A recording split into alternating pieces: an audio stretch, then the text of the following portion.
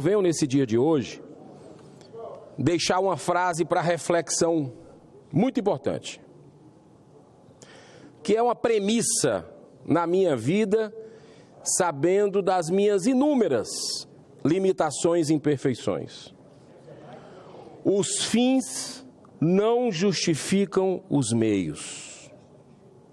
Nós estamos vivendo no país, senador Marcos Pontes, astronauta, meu irmão, uma insegurança jurídica sem precedentes, que está deixando os brasileiros, o cidadão, completamente atordoado com o nível de barbaridades que a gente está vendo no país, daqueles que deveriam ser os guardiões da nossa Constituição, os principais guardiões. Mas o que a gente vê, com raras exceções e importantes, são abusos em cima de abusos. Isso aqui, desde o início do mandato, a gente vê uma escalada autoritária da nossa Corte Suprema. Quero, em primeiro lugar, deixar muito claro que quem errou tem que ser responsabilizado. Qualquer pessoa, seja ele presidente, ex-presidente, seja um cidadão, seja quem for. O que a gente não pode aceitar é um país sem lei, onde a justiça se resume a uma pessoa. Hoje no país, uma pessoa. Esse inquérito das fake news, que não tem o devido processo legal, foi motivo até de impeachment de colegas aqui, do ministro Alexandre de Moraes, um pedido de impeachment. Eu fui um dos signatários. Causa um estrago terrível na nação. Algo similar a uma ditadura, que a cada dia se aproxima do Brasil.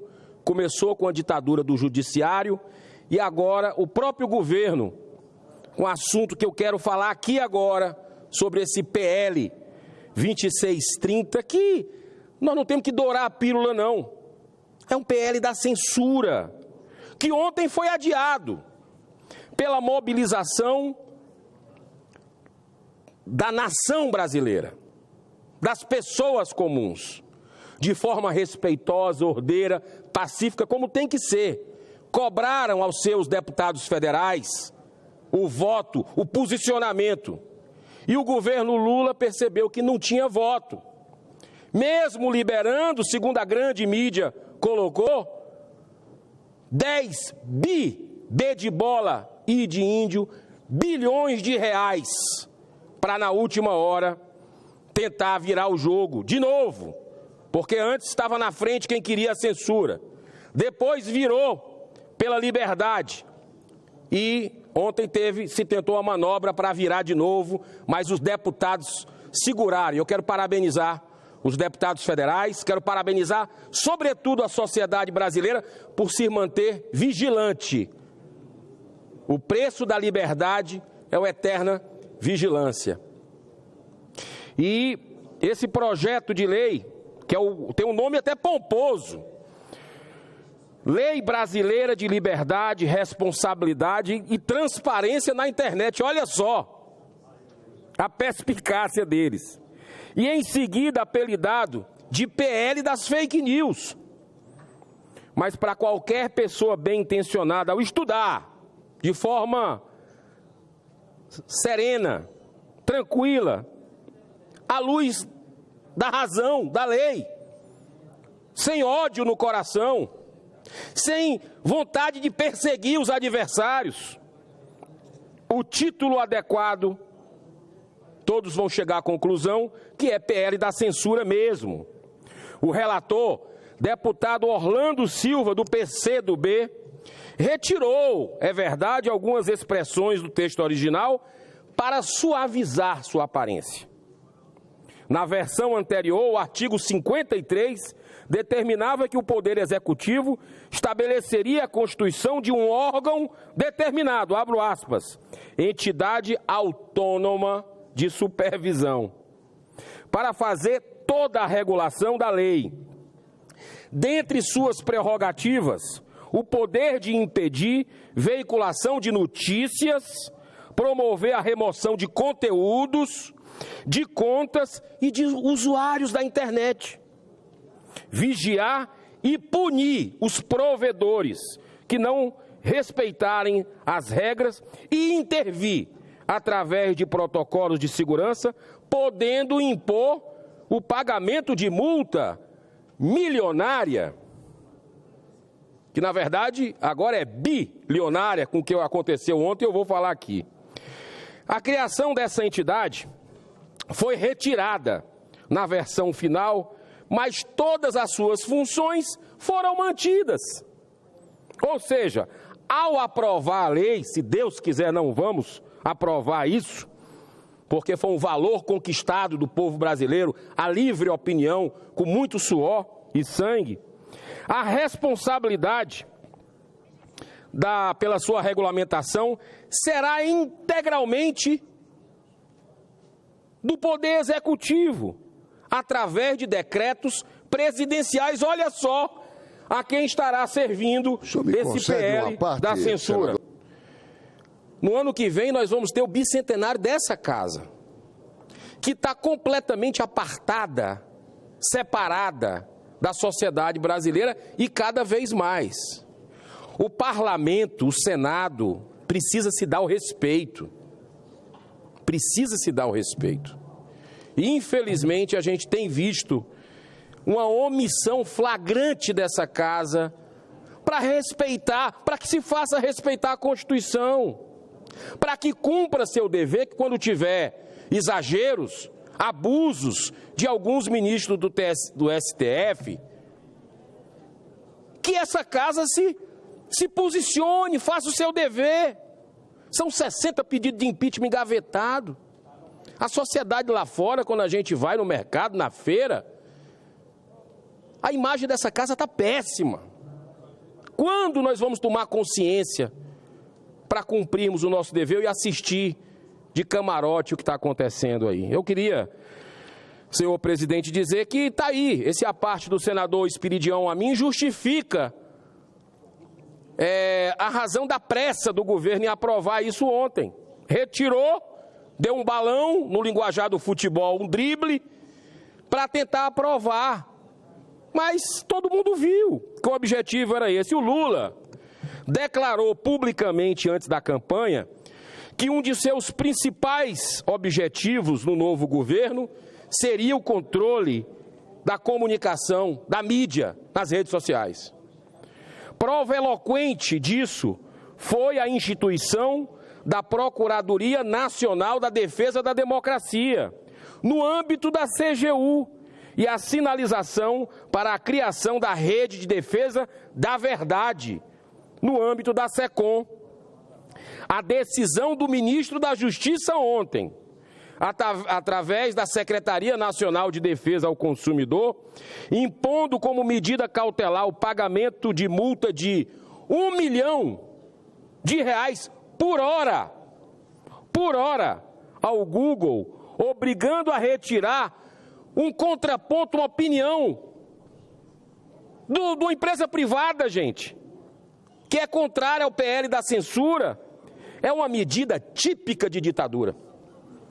Além disso, a decisão do próprio ministro Alexandre de Moraes, do STF, mandando a Polícia Federal investigar o Google, ouvir os presidentes de algumas empresas, pelo mesmo motivo, e via o Congresso, como bem lembrou o senador Espiridião Amin, influenciar na votação da matéria, escancara, dentre outras situações, uma interferência direta num poder, e mostra um flagrante de como a regulamentação dos abusos cometidos via TSE e STF durante a campanha presidencial funcionou. Será que é já uma admissão de culpa? Não, vamos aprovar o PL porque a gente errou na campanha lá atrás. Quem não se lembra das inúmeras perseguições a empreendedores, comunicadores, artistas, religiosos e até parlamentares. Todos, coincidência, conservadores. Todos conservadores, todo de um lado político. Eu acho que está muito claro que quem ousa se manifestar contra o sistema dominante, né? E aí a gente vê uma proibição, por exemplo, da divulgação de uma pauta histórica do PT, e eu respeito, é a pauta histórica do PT, com relação ao aborto, por exemplo. Quando você ousa falar sobre isso na época da campanha, que o Lula defende, que o Lula é a favor, aí não pode, é censurado. Veja o que é que ele fez desde o início do começo do governo, atitudes pró-aborto. Ou quando a Jovem Pan foi proibida de citar Lula como ex-presidiário. Ou quando a Gazeta do Povo, veículos independentes de verdade, foi proibido de informar sobre as amizades de Lula com o ditador Daniel Ortega. Ou quando chega ao cúmulo de exercer a censura prévia, proibindo o lançamento de um documentário pelo Brasil Paralelo. Abuso esse que foi, na época, um voto da ministra Carmen Lúcia. Democracia a gente vê depois das eleições. Para encerrar, senhor presidente Cajuru, o senhor foi muito benevolente, mas além do claro cerceamento da liberdade de expressão e a instituição de um verdadeiro censor nacional que ficará encarregado de definir o que é verdade e o que é mentira, ou seja, aquilo que pode ser dito ou não dito, existem outros interesses por trás desse PL, atenção Brasil, e que podem explicar a forte campanha feita por parte expressiva da grande e velha mídia. Esse PL tem vários artigos que tratam do pagamento pelas plataformas de conteúdos jornalísticos. Isso certamente vai impactar na remuneração dos comunicadores independentes.